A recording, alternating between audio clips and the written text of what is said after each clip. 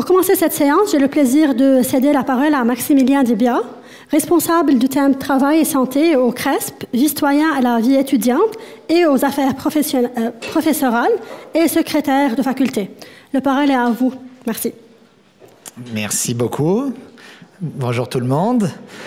Donc, merci pour la présentation. Donc, on va y aller. Je vais y aller. Je vais pas vous donner la parole tout de suite. Je vais dire un petit mot quand même. Là. Mais merci d'être resté en fin de journée. Je sais qu'il y a une deuxième journée du colloque demain. Là, mais on va aborder le thème le plus intéressant du CRESP, travail et santé. Je pense que tout le monde est d'accord ici. Donc, on a réuni 4 panélistes que je vais vous présenter dans quelques minutes. Mais je me permets quand même une petite mise en contexte, puisque vous le savez, le centre de recherche, depuis son renouvellement, est structuré en thèmes. Et un des thèmes, je remercie Louise d'avoir accepté, mais c'est le thème travail et santé qui n'était pas présent. Donc on avait un thème plus général avec les environnements, mais on va aborder donc un thème, le thème travail et santé.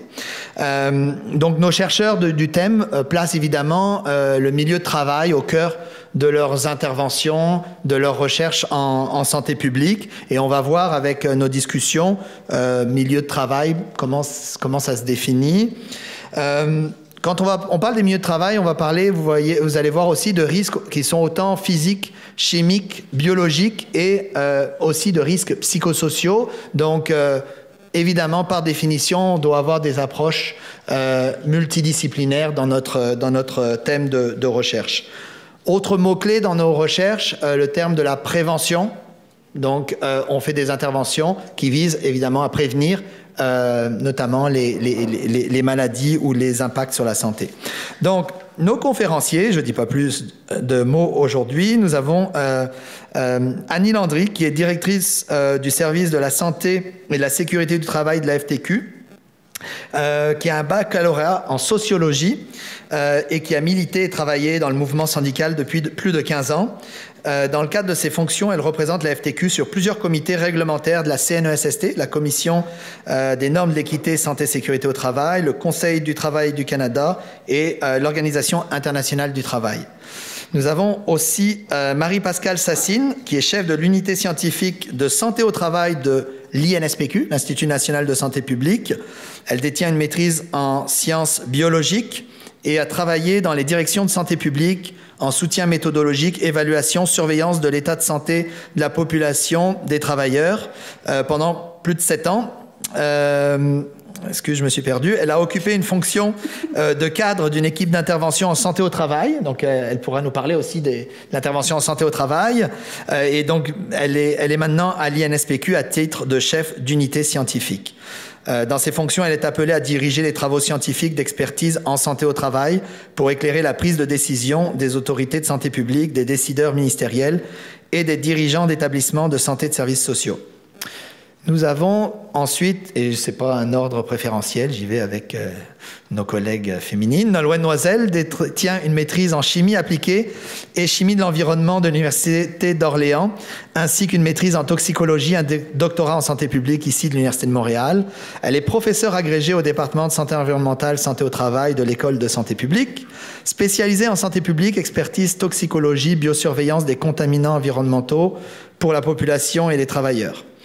Elle collabore activement sur le programme national de biosurveillance de Santé Canada et agit à titre d'expert en santé publique, à Santé publique France, l'Agence nationale de sécurité sanitaire de l'alimentation, de l'environnement du travail, l'ANSES. Nolwenn n'est pas chercheur principal du thème travail et santé, même si je voudrais qu'elle change de thème, mais c'est intéressant pour vous montrer qu'elle est dans le thème prévention. Mais évidemment, dans ces sujets, elle touche aux travailleurs et au milieu de travail. Donc, montrer également les échanges entre les thèmes. Le dernier et non le moindre, Alain Marchand, qu'on connaît comme professeur titulaire à l'École de relations industrielles de l'Université de Montréal, directeur de l'Observatoire de la santé mieux-être au travail, l'OSMET, de l'Université de Montréal et chercheur au centre de recherche du CRESP. Mais Alain est aussi directeur scientifique à la direction de la recherche de l'IRSST, l'Institut Robert Sauvé en santé et sécurité du travail. Ces travaux de recherche portent sur l'intervention et l'analyse du rôle de la profession et des conditions pathogènes de l'organisation du travail sur la réponse de stress et l'occurrence des problèmes de santé et de mieux-être au travail. C'est bon. Donc, ça, c'est fait. Merci. Vous voyez quand même qu'on a des gens extrêmement intéressants là, sur le thème travail et santé qui sont aujourd'hui avec nous. INSPQ, IRSST, FTQ, CRESP. Merci Nolwenn. Donc, les acteurs incontournables vraiment pour ceux qui font de la recherche sur le thème travail et santé. Donc, j'ai fini. Je vais vous donner la parole. Et là, on va y aller dans l'ordre. Alain, tu vas pouvoir commencer. Peut-être, pour commencer, vous pouvez dire un petit mot d'introduction, évidemment, mais aussi nous expliquer un petit peu votre organisation, dans ton cas, évidemment, l'IRSST, Alain, et aussi pourquoi vous êtes arrivé aussi dans le thème travail et santé. Ce serait intéressant pour l'audience ici. Oui, bonjour. Écoutez, qu'est-ce que l'IRSST? C'est la principale organisation de recherche en santé et sécurité du travail comme institut là, au Canada. C'est un institut qui est extrêmement important. On a 4 leviers chez nous qui nous permettent de développer la recherche des connaissances en santé et sécurité du travail. Évidemment, il y a la recherche, bien sûr. Là, il y a toute une équipe de chercheurs qui est chez nous, chercheuses professionnelles. On a aussi toute une section qui porte sur la mobilisation des connaissances, parce que vous le savez, on n'a pas toujours besoin d'une recherche. Des fois, les réponses sont déjà dans la littérature. Il s'agit juste d'arriver à mobiliser cette recherche-là. Donc, ça, c'est un pilier qui est extrêmement important chez nous. On a un immense service de laboratoire aussi, parce que quand on parle santé au travail, santé-sécurité, tu t'en parlais, toutes sortes de risques biologiques, chimiques, donc toute la toxicologie et machin. Donc, il y a vraiment plusieurs choses à analyser. Notre service de laboratoire est quand même assez occupé. Et il nous reste bien sûr le financement de la recherche. Donc, on a des programmes de financement pour financer des projets qui viennent de l'extérieur, pas simplement à l'intérieur de l'IRSST, donc soumis par des chercheurs ailleurs dans la communauté SST. Et bien sûr, on aime bien aussi avoir des partenariats. Je sais qu'on va revenir là-dessus. Là. On aime bien avoir des partenariats, entre autres avec nos amis de l'INSPQ, par exemple, et d'autres acteurs importants là, dans le monde du travail. Et là, ensuite, tu m'avais demandé... Pourquoi, d'un point de vue, peut-être, tes recherches se sont orientées vers la santé au travail? Moi, j'ai commencé à m'intéresser aux questions de santé au travail quand j'ai fait mon bac en sociologie, là, vers le milieu des années 80. J'ai eu la chance, moi, d'avoir un professeur qui s'appelait Marc Renaud, qui est décédé aujourd'hui. Certains, les plus vieux et vieilles d'entre nous le connaissaient. Moi, ça a été une lumière pour moi. Elle m'a fait connaître de façon plus générale la santé publique, les déterminants sociaux de la santé. Vraiment, j'ai appris vraiment beaucoup. Et c'est là que la santé au travail, la santé et sécurité du travail s'est présentée. Ayant eu un grand-père jeune qui a été victime d'accident du travail, il n'a pas pu être compensé parce qu'à l'époque, il n'y avait absolument rien. Il y avait une espèce de sensibilité, là, je dirais, pour cette question-là du lien entre le travail et la santé. Là. Merci Alain. Marie-Pascale. Bonjour. Alors, moi, je ne suis pas chercheur, je suis gestionnaire. Je pense que c'est important de le noter. C'est plutôt les gens de mon unité qui assument les activités de recherche. Je vous parle un peu de mon organisation, donc l'Institut national de santé publique. On n'entendait pas beaucoup parler de nous avant la COVID et tout à coup, c'est devenu très... Mais donc, c'est un organisme public qui a été créé en 1998 en vertu d'une loi, la loi constitutive de l'Institut national de santé publique. C'est le mandat de l'INSPQ, c'est de soutenir le ministre de la Santé et des Services sociaux et dans le cadre des mandats qu'il nous confie, de soutenir aussi maintenant Santé Québec et les autres régies régionales de la baie James, CRI, Nunavik. Alors, je vous épargne tous les mots. Donc, on est là en soutien à la décision. L'INSPQ couvre tous les domaines de santé publique qui probablement dont vous avez entendu parler aujourd'hui et que vous entendrez parler demain. Et c'est une organisation qui va chercher des expertises de toutes les disciplines. Donc, moi, au niveau de l'unité, j'ai 2 anthropologues. Il y a des gens de la santé, des médecins, mais aussi conseillers spécialisés dans d'autres neurologues. Bref, on essaie d'aller chercher l'expertise là où elle se trouve. Qu'est-ce que je pourrais vous dire d'autre de notre organisation? Je regarde Josiane qui... Mais il y a peut-être un élément que j'aimerais vous mentionner. Souvent, on apporte une certaine confusion entre autorité de santé publique et Institut national de santé publique. Ce qu'il faut comprendre, c'est que les autorités de santé publique qui ont des obligations légales et des leviers légaux en vertu de la loi sur la santé publique, ce sont le ministre de la Santé, le directeur, maintenant la directrice nationale de santé publique, et les directeurs régionaux de santé publique. Alors, l'Institut n'est pas une autorité de santé publique. Nous, ce qu'on fait, c'est qu'on éclaire le plus possible avec du matériel disponible en allant chercher des experts un peu partout. Donc, on est très fort en mutualisation. L'expertise, parce qu'on est tout petit. Donc, on éclaire la décision. C'est vraiment notre rôle d'éclaireur de décision, mais la décision se prend ailleurs. Et peut-être la deuxième partie de la question, Marie-Pascale, dans ta bio, là, on voyait un petit peu que tu as fait de l'intervention aussi en santé au travail. Donc, qu'est-ce qui t'a amené à aller vers ce domaine-là? Mais je m'orientais plus au départ vers la recherche. Donc, j'ai ma scolarité de doctorat et des projets de recherche, mais je ne l'ai pas fini. Parce que je me suis trouvé un emploi à la direction de santé publique de l'Estrie. Et, faute de moyens, j'ai sauté sur l'occasion. Donc, c'était plus en soutien méthodologique et évaluation, mais le travail a toujours été... En fait, dans tout... Maintenant, là, avec l'expérience, ce que je constate, c'est que dans tous les domaines de santé publique, il y a toujours, en fait, tous les enjeux de santé de la population, il y a souvent un travailleur ou une travailleuse. Vous regardez, là, si vous regardez, par exemple, les bébés à naître, il y a peut-être une travailleuse exposée en milieu de travail ou il y a peut-être un travailleur exposé. Donc, même au niveau de la population des tout-petits, il y a possiblement des expositions professionnelles qui peuvent affecter la santé. L'autre élément qui me mobilise beaucoup, c'est l'idée de maladie évitable. Pour moi, d'exposition évitable et de maladie évitable. Donc, pour moi, ça a été un moteur. Je me disais que le milieu de travail, c'est un lieu où il y a une possibilité d'exposition professionnelle, si on le sait, de transmission, on l'a vu avec la COVID, mais c'est aussi un lieu d'intervention et d'action qui nous permet, c'est ça, de maladie évitable. Certainement que les maladies évitables en Estrie, vous avez parlé de silicose. Dans cette région. Donc, c'est un exemple de maladie évitable. On connaît les expositions, les causes, l'exposition à la silice cristalline, et donc on peut faire de la prévention. Mais je n'ai pas parlé de la gestion d'une équipe d'intervention, mais je pourrais peut-être revenir à ça, je reviendrai. Je commence déjà à modérer. Mais là, je vois Nolwenn, je vais la prévenir tout de suite. À toi, Nolwenn, peut-être aussi nous dire aussi pourquoi la santé au travail, peut-être moins présenter ton organisation? Oui, non, je ne parlerai pas de mon organisation aujourd'hui. Je pense que tout le monde la connaît, le CRESP et l'Université de Montréal.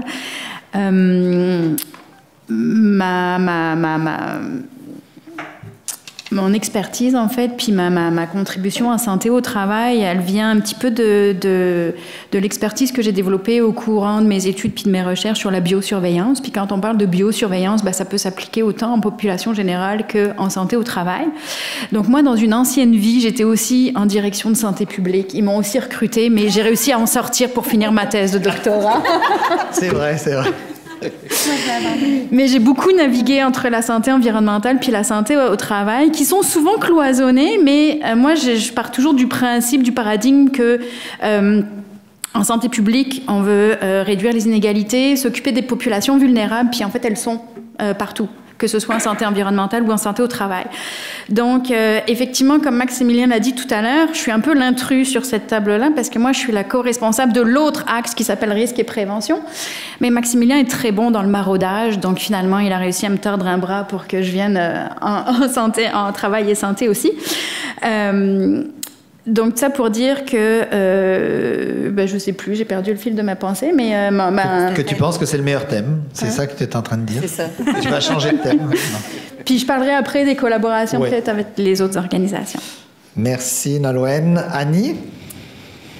Oui, donc merci. Donc, je suis la directrice de la santé et sécurité à la FTQ, donc Fédération des travailleurs et travailleuses du Québec, qui est la plus grande centrale syndicale du Québec. On représente le plus de travailleurs dans le secteur privé au Québec. Donc, on couvre de la métallurgie, l'hôtellerie, la foresterie, le secteur universitaire, les fonctionnaires, l'agroalimentaire, entre autres avec les travailleurs étrangers temporaires. Donc, on couvre une multitude de secteurs. Ceux qui ne savent pas, la fonction dans les statuts de la FTQ, c'est faire la représentation de l'intérêt politique des travailleurs. Donc, dans nos fonctions, on siège beaucoup sur des tables de consultation et on fait beaucoup de représentation politique. Donc, oui, à l'IRSST, à la CNESST, aussi au comité consultatif Travail et main-d'œuvre, qui est un comité paritaire qui conseille le ministre du Travail. Et évidemment, on est bon pour faire du lobby à tous les paliers gouvernementaux. Et pour la petite histoire, peut-être pourquoi je suis maintenant en santé et sécurité au travail, c'est que j'ai été conseillère syndicale pour le Sérum ici à l'Université de Montréal. Mon baccalauréat est en sociologie. J'avais commencé une maîtrise que j'ai jamais terminée. Ça, je pense que c'est le classique. Mais qui parlait par ailleurs de la relation homme-animal. Donc, tout à fait pas en lien avec la santé et sécurité au travail. Mais quand j'étais conseillère au Sérum, en faisant l'inspection des lieux de travail, finalement, ce qui m'a attirée, c'est l'ensemble des risques. L'Université de Montréal est fabuleuse pour avoir tous les risques. Donc, on a un réacteur nucléaire, on a des risques biologiques, évidemment, avec des labos de toutes sortes, sans compter la population humaine qui entre et sort, les risques chimiques, risques psychosociaux, risques de violence à caractère sexuel, les risques ergonomiques. Je pense qu'il n'y en a pas un. Tu sais, avec l'hôpital vétérinaire, en plus, j'avais de tout. J'ai même eu une dermatite de contact suite avec entrer en contact avec un cadavre de baleine. Tu sais, des fois, il y a des choses comme ça qui... Donc, pour moi, intellectuellement, c'était merveilleux.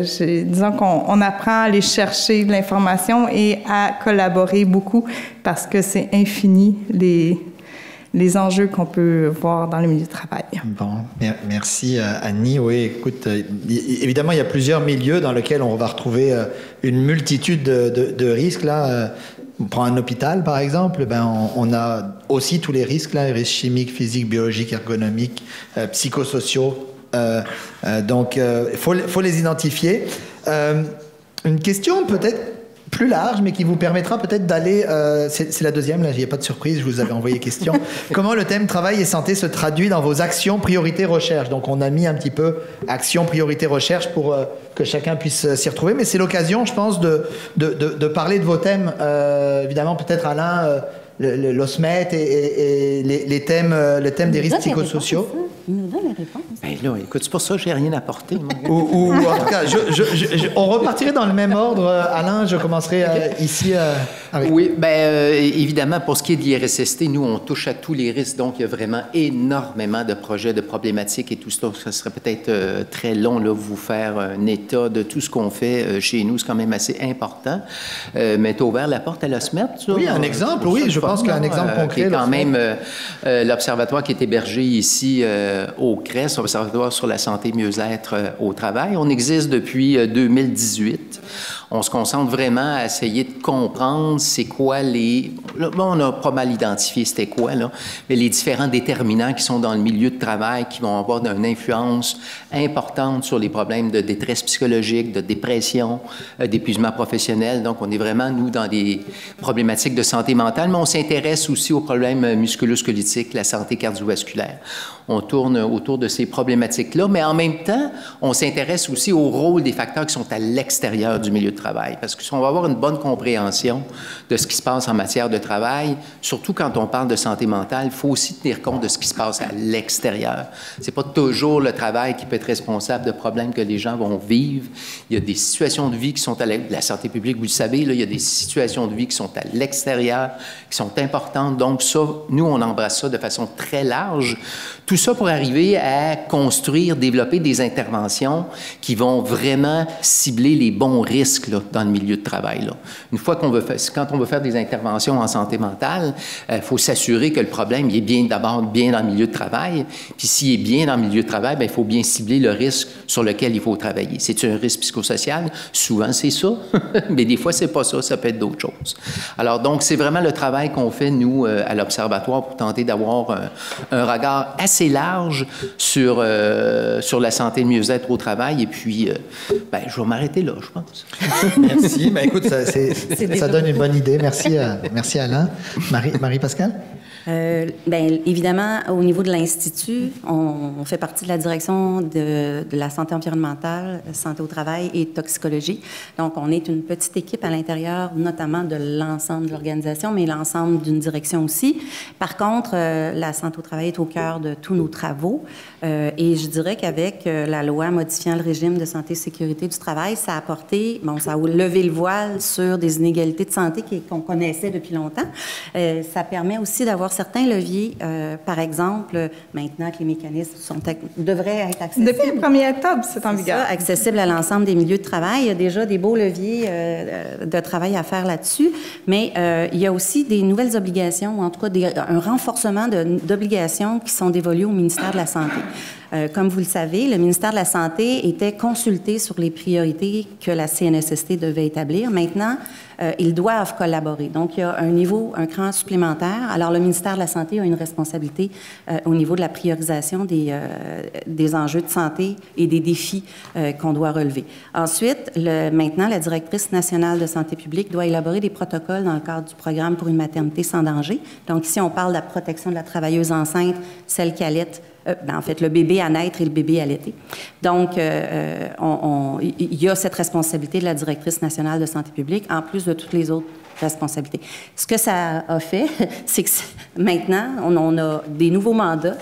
Il y a aussi, la LMRSST a amené aussi l'idée d'un comité scientifique sur les maladies professionnelles. Ça aussi, c'est tout nouveau dans le dossier. Comité professionnel qui doit identifier les maladies qui vont bénéficier d'une présomption de lien entre le travail et la maladie.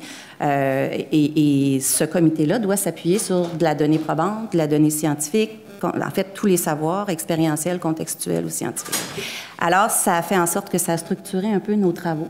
On a maintenant 5 équipes de travail, un groupe scientifique sur les maladies professionnelles, surveillance, recherche et évaluation, un groupe scientifique sur la maternité et le travail, un groupe sur la préparation pandémie et urgence sanitaire, c'est un petit dernier. Et finalement, évaluation institutionnelle à la gestion de risque.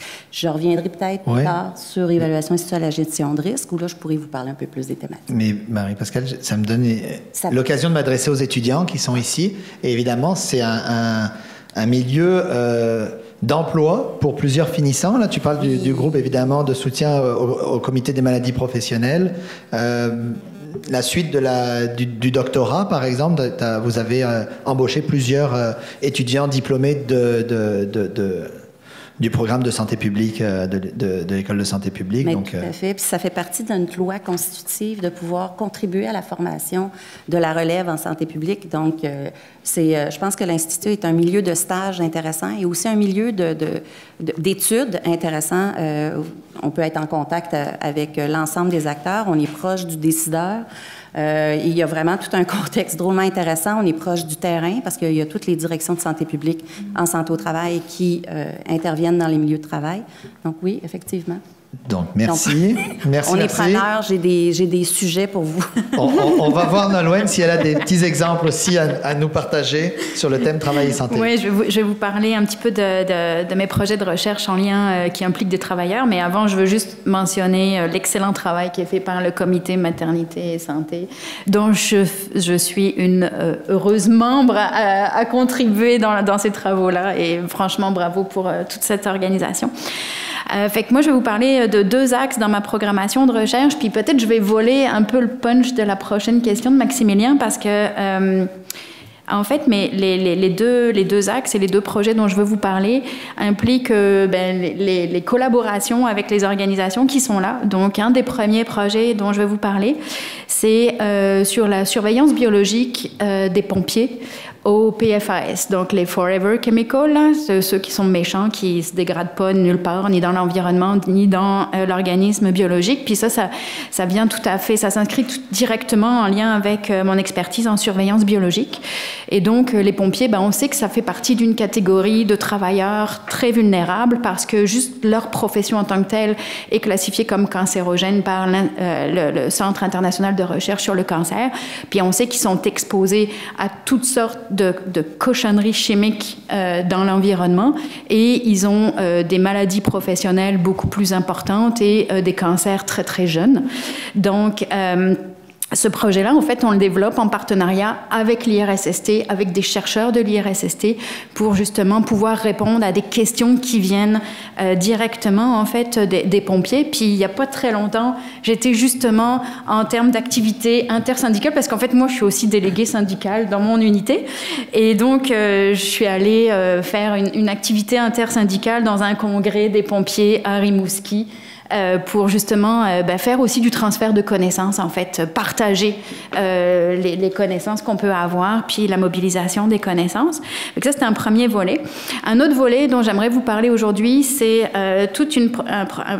un grand projet de recherche sur les changements climatiques et les travailleurs agricoles, donc, dont Maximilien est co-chercheur, puis qui est en collaboration avec l'INSPQ, puis plusieurs conseillères scientifiques spécialisées. Je ne sais jamais les titres, là, c'est compliqué, en tout cas. Non, mais c'est ça. Mais Ariane Adam-Poupard, Nectaria Nicolakakis, Marianne Picard-Masson, en tout cas des gens extraordinaires.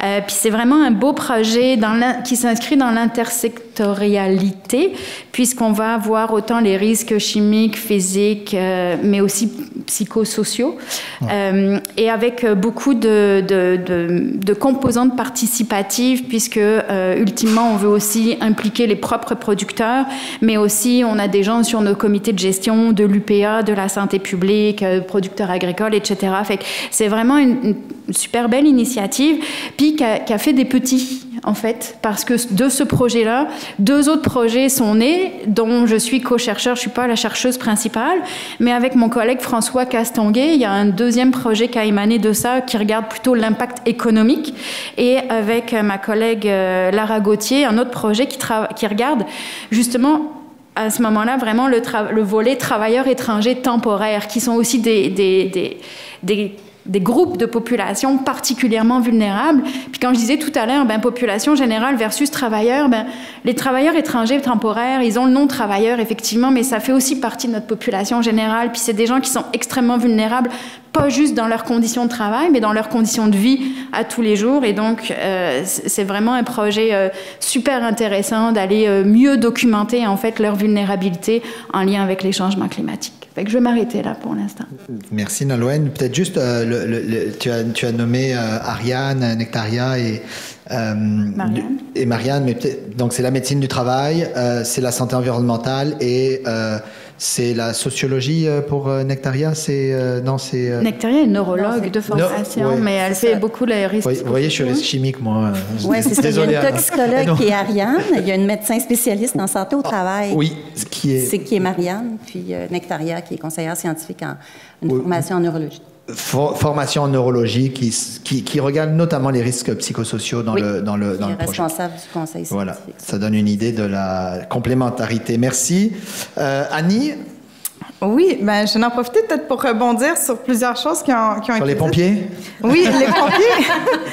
Parce que les pompiers, justement cet après-midi, je lisais les résolutions du congrès de la FTQ et les pompiers nous envoient des résolutions qui sont syndiquées pour justement faire des représentations pour la reconnaissance de lésions professionnelles et grâce aux recherches.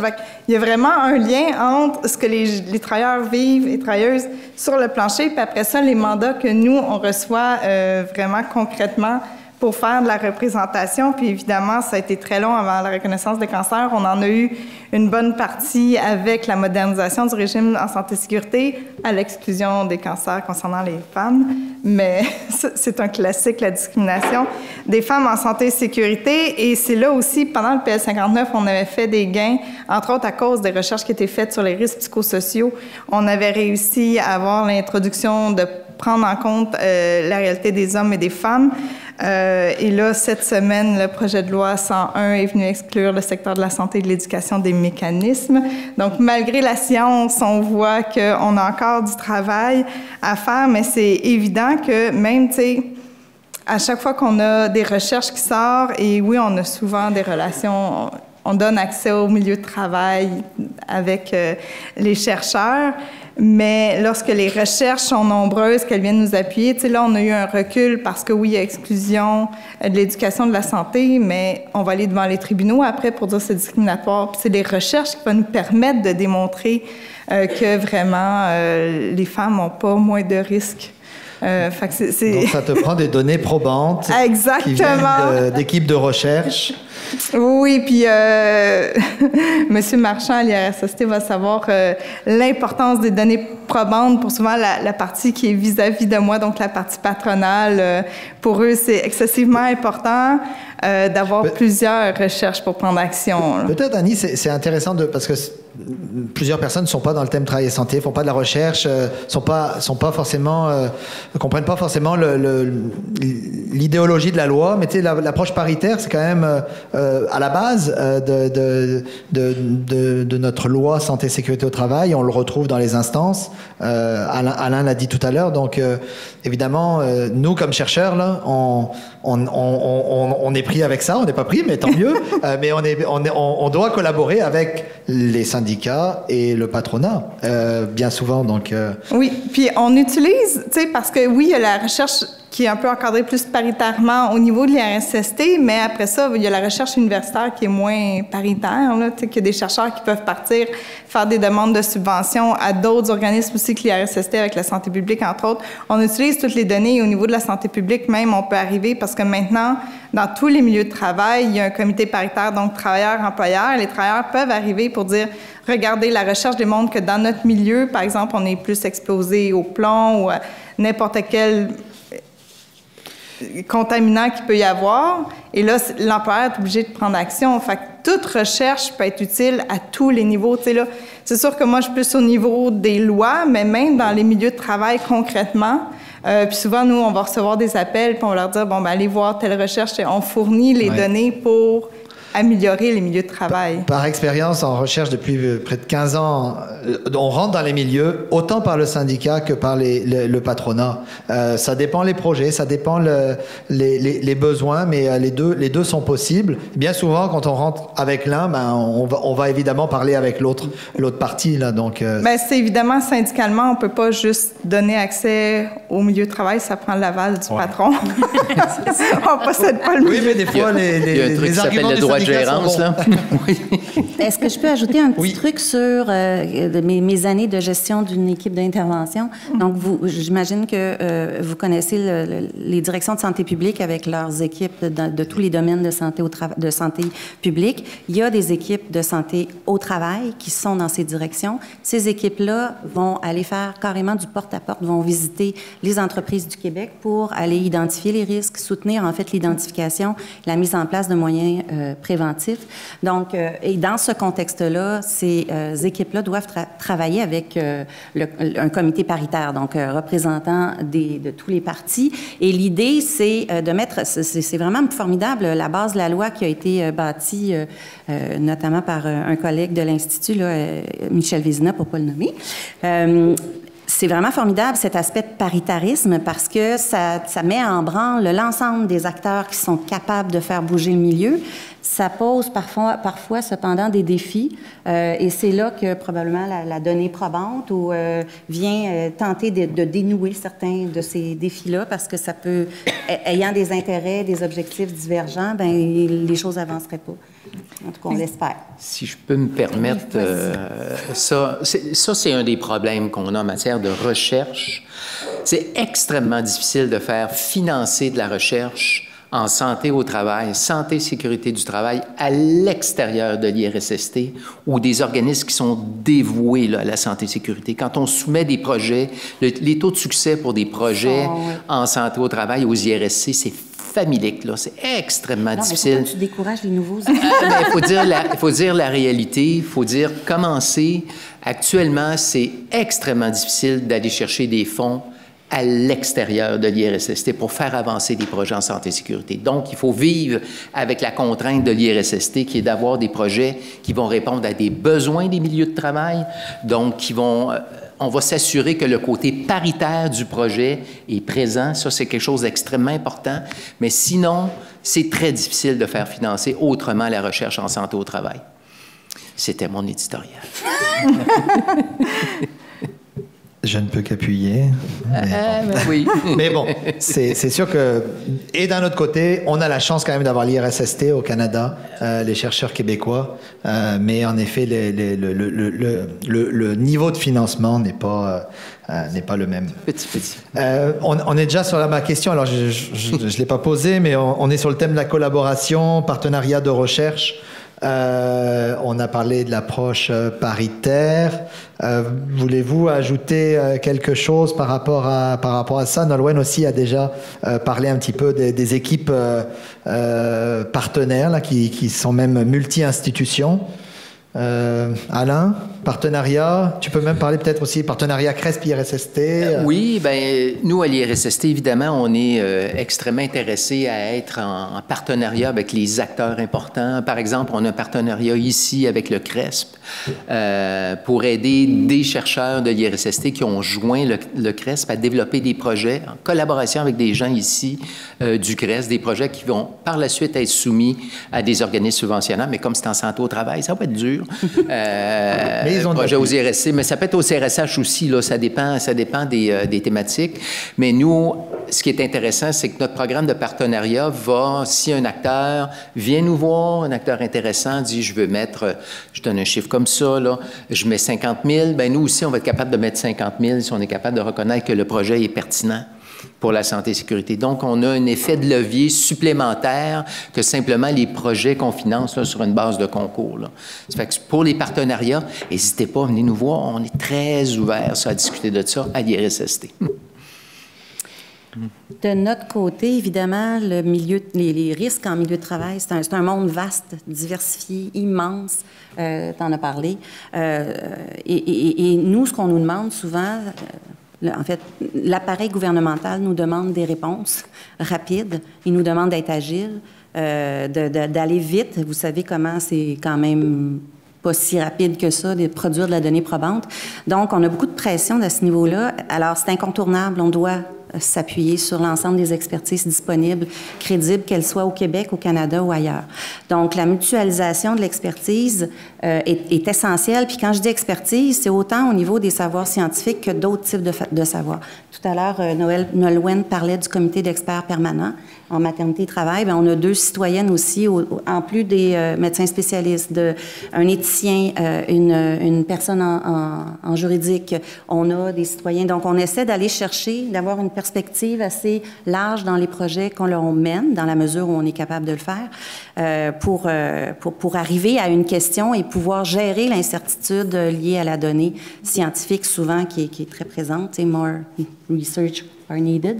Bien, on n'a pas le choix. Il faut prendre des décisions malgré le fait qu'il y a une incertitude. Donc, c'est notre façon de gérer l'incertitude. Alors, puis on est en train d'établir une entente avec l'IRSST.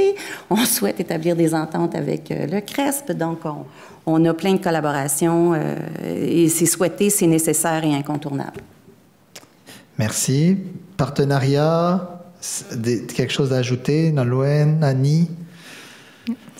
Bien, oui, tu sais, on a beaucoup parlé peut-être de l'apport de la recherche sur les revendications politiques ou ce qu'on peut faire avancer dans le milieu de travail, mais aussi beaucoup de collaboration de formation.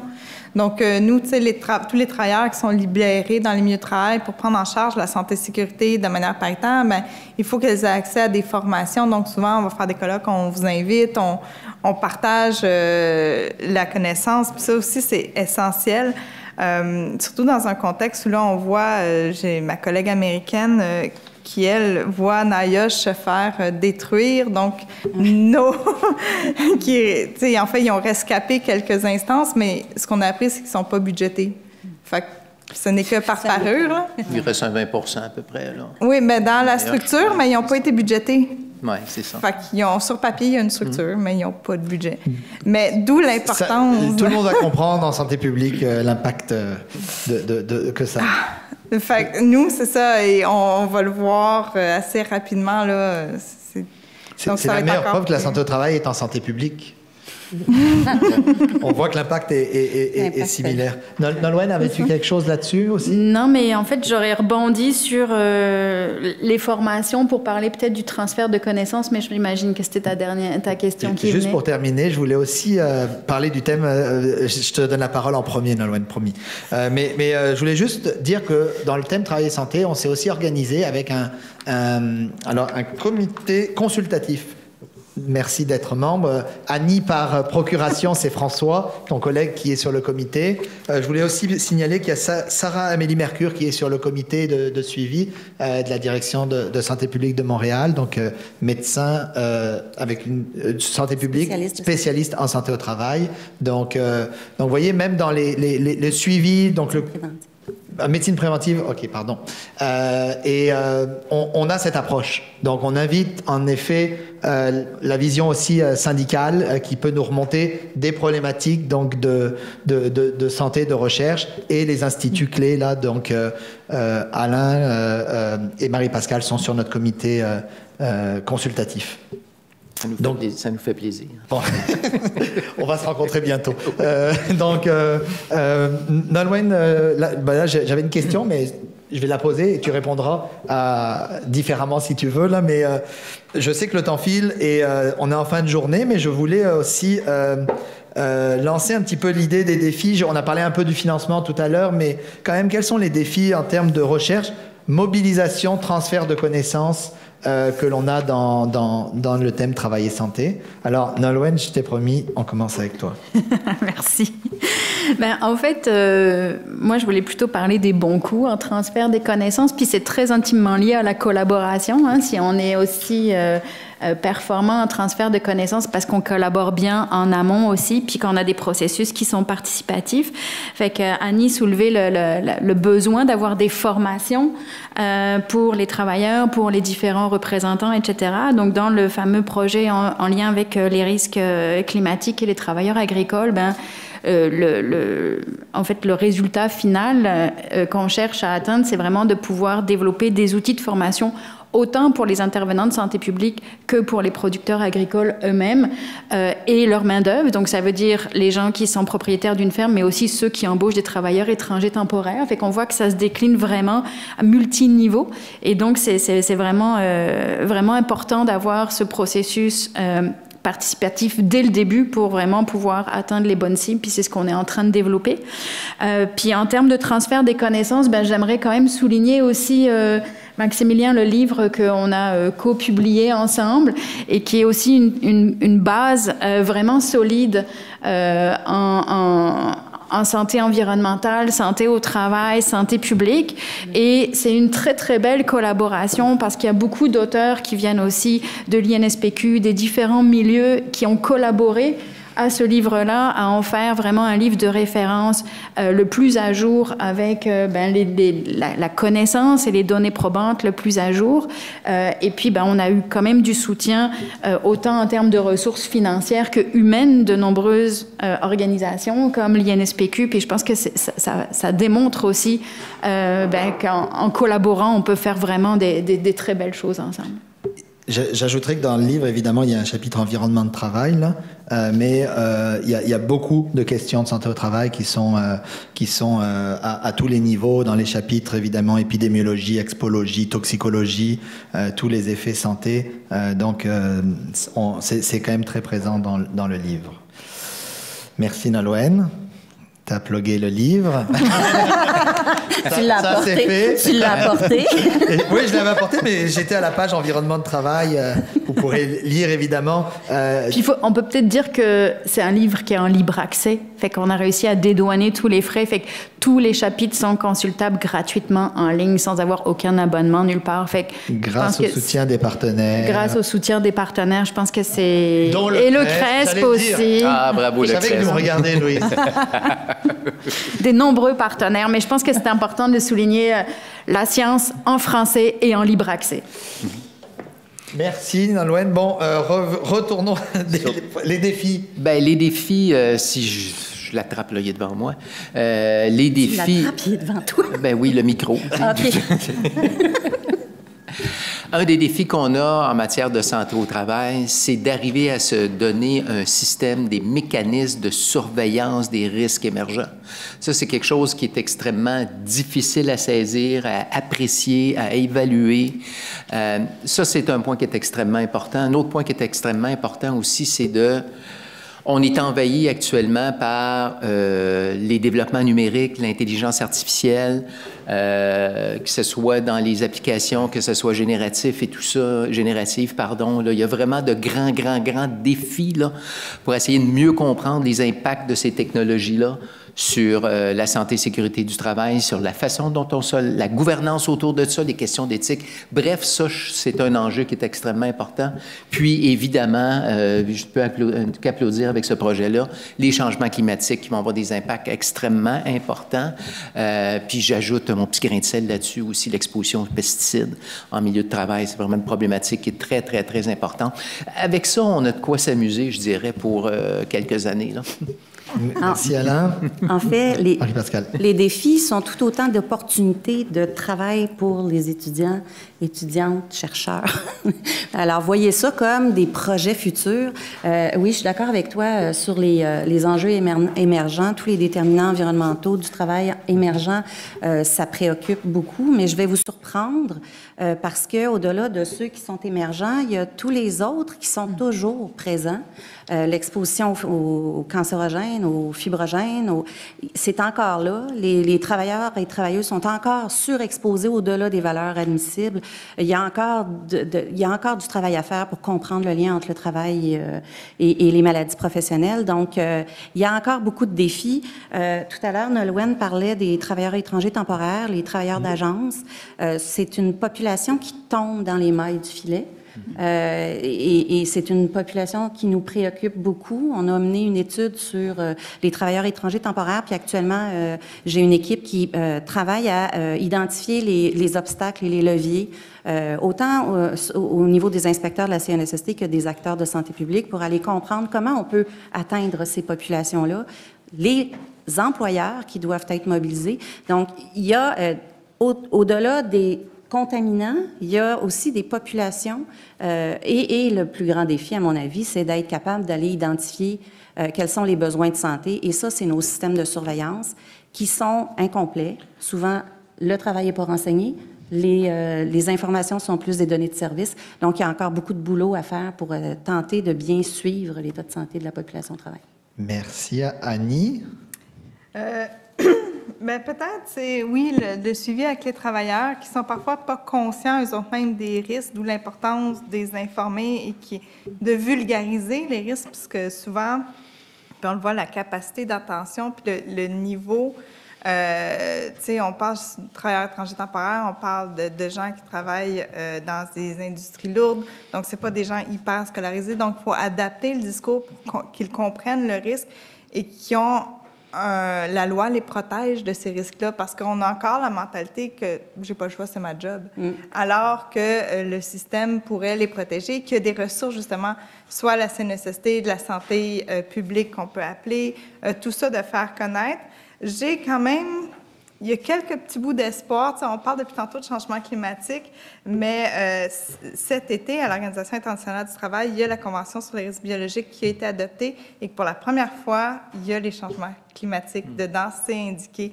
Donc, on doit prendre en compte les changements climatiques et on a aussi inclus un concept de travailleurs vulnérables et de facteurs de frontières, donc transfrontaliers, qu'il faut prendre en compte. Ça, donc, on voit que justement la recherche, elle nourrit des avancées. Après ça, c'est de refaire, tu sais, c'est comme une roue qui tourne, là. On nourrit. Est-ce que après ça va être probablement des recherches en droit, en sociologie qui va démontrer comment ça s'applique, comment ça fait avancer ou non la situation dans les milieux de travail. Merci, Annie. Est-ce que dans l'audience, vous avez des questions pour quelqu'un ici présent? Oui, Louise. Aïe, aïe, aïe. Oui, merci. Louise Potvin, directrice scientifique du CRESP. Merci pour cette excellente discussion. Moi, il y a quelque chose puis parlant des défis, je pense qu'il y a une croyance, qu'il y a une norme sociale que tu payes de ta santé le fait d'avoir une job et le fait de pouvoir avoir les moyens pour vivre. C'est assez paradoxal, mais je pense que c'est répandu, ça, dans la population. C'est normal que ta job te rende malade quelque part. On te paye pour ça. Ils te payent pour ça, effectivement. C'est pas... comment ça, c'est un risque à la santé? Juste ça, que c'est un risque à la santé. Puis comment, dans vos organisations, vous travaillez avec ça? Puis je sais que les syndicats travaillent fort avec ça, mais les autres organisations... Là. Merci, Louise.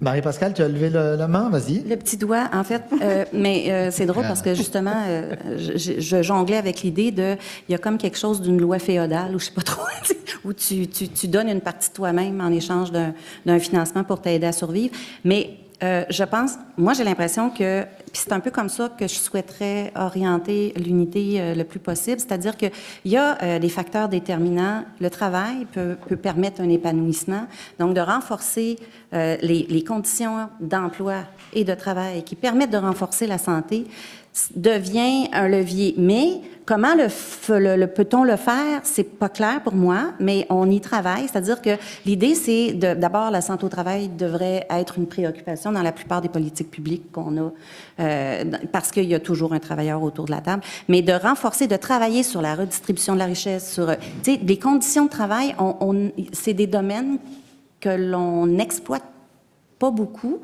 Puis c'est un peu cette orientation-là, le déterminant travail comme étant un facteur déterminant pour la santé. Je vais accélérer. Une réponse courte, Alain? J'ai fini. Réponse courte.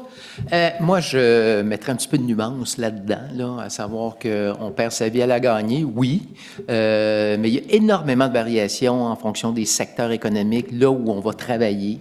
Il y a des milieux de travail qui sont beaucoup plus proactifs pour prendre des mesures, développer des pratiques pour garder les gens en santé. Parce que des gens en santé dans un milieu de travail, c'est des gens qui sont plus productifs puis qui aident donc à faire le profit, à maintenir le système dans lequel on vit, dans le système capitaliste. Donc, il y a des entreprises qui ont compris ce message-là puis qui investissent énormément en matière de santé, mieux-être. Ouais. D'autres secteurs, non, effectivement, où là, tu perds peut-être plus ta vie à la gagner. Fait que je dirais qu'il y a un petit peu de nuance là, sur cette affirmation-là. Là. Annie, est-ce qu'il y a une réponse? Évidemment, du point de vue syndical, c'est intéressant parce que ça peut aller dans les deux directions aussi. Là. Oui, bien, historiquement, perdre sa vie à la gagner a été un sujet très mobilisateur. Tu sais, au Québec, les grandes grèves sur l'amiante, c'est le meilleur exemple qu'on a sur comment est-ce qu'on peut mobiliser sur des enjeux de santé-sécurité. Je vous dirais actuellement, la santé-sécurité est peut-être moins, c'est difficile à faire passer à travers les médias, à travers qu'il y ait une prise de conscience du monde, que c'est leur droit, que justement, qu'il y a des employeurs qui font bien leur devoir, mais de démystifier, parce que souvent, ce qu'on voit dans l'urgence du système capitaliste, c'est vite, vite, vite, puis on voit à court terme, et la santé-sécurité, c'est à long terme qu'on reçoit les bénéfices. Donc ça, c'est un défi actuellement. On a beau avoir, c'est ça, mobiliser, d'avoir les lois, on ne réussit pas. Puis bon, peut-être le mot de la fin, la CAQ, c'est peut-être pas l'ami des syndicats présentement. Bon, on prend notre deuxième. Nolwenn, c'est bon si je passe. Est-ce qu'il y a une autre question? Parce que là, on a déjà dépassé notre temps. Hein, je vois Patricia qui me regarde. Est-ce qu'il y a une autre question sur la recherche, les institutions? Ça va? Je vais peut-être en profiter pour faire de l'autopromotion et parler de partenariat. Le dernier Lumière Sûre, vous suivez les Lumières Sûres, c'est le volume 8 qui est sorti en octobre, hein, même aujourd'hui peut-être. Merci à Patricia, qui est sur le thème, donc un exemple de partenariat, 20 ans de recherche sur la substitution des solvants. Ça me permet de saluer Michel Gérin, mon mentor, et qui est décédé, qui nous a quittés il y a quelques semaines, mais qui a fait cette programmation sur les solvants et que je poursuis dans mes recherches. Et donc, on a fait un Lumière Sûre. C'est l'occasion de parler de santé au travail, santé-sécurité, le risque inflammabilité, tous les enjeux de santé des solvants, mais aussi d'éco-blanchiment, de développement durable, de réchauffement global. Donc, c'est des questions qui sont abordées dans le Lumière Sûre qui vient de sortir. Vous avez des copies d'ailleurs. Merci Patricia là-bas. Et merci au CRESP, évidemment, qui a financé ce numéro. Mais c'est un exemple de transfert de connaissances. Le site web Solub existe. Il est actif. Il y a des nouvelles bimensuelles grâce au support de l'IRSST. Là aussi, ça montre un petit peu cette collaboration dans la recherche et dans le transfert de connaissances. Donc, je voulais terminer avec ça. Donc, je remercie, c'est l'heure, hein, Patricia, on n'a plus de temps.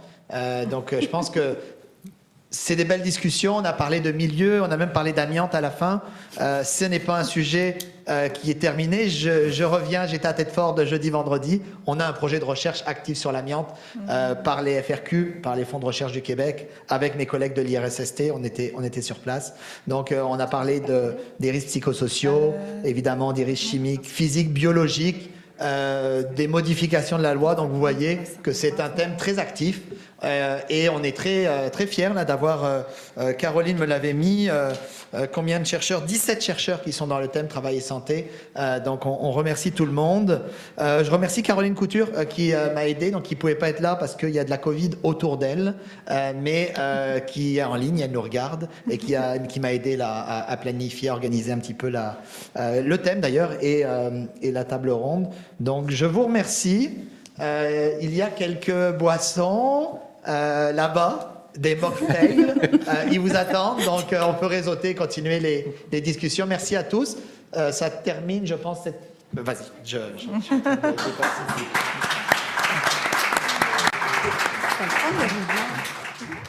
Merci à tous, merci à Maximilien aussi. Alors, on arrive à la fin de cette première journée du congrès scientifique CRESP 2025. Je vous souhaite une excellente fin de journée, y compris à ceux qui nous suivent en ligne aussi. Merci pour votre participation active, vos questions et vos échanges inspirants. Je vous rappelle que le congrès se poursuit demain au même endroit avec un programme notamment aussi riche, tel que un deuxième bloc d'affiches, les thèmes santé environnementale et sécurité alimentaire, résilience communautaire et justice territoriale, parcours jeunesse, santé et justice sociale, gouvernance, politique publique et système de la santé. La table ronde qui est la promotion de la santé plus nécessaire que jamais. Aussi la remise des prix. Et enfin, notre 5 à 7 de clôture pour réseauter et échanger dans un cadre plus convivial. Je vous remercie encore pour votre présence et votre engagement et je vous donne rendez-vous demain pour poursuivre nos discussions et nos découvertes. Bonne soirée. Merci.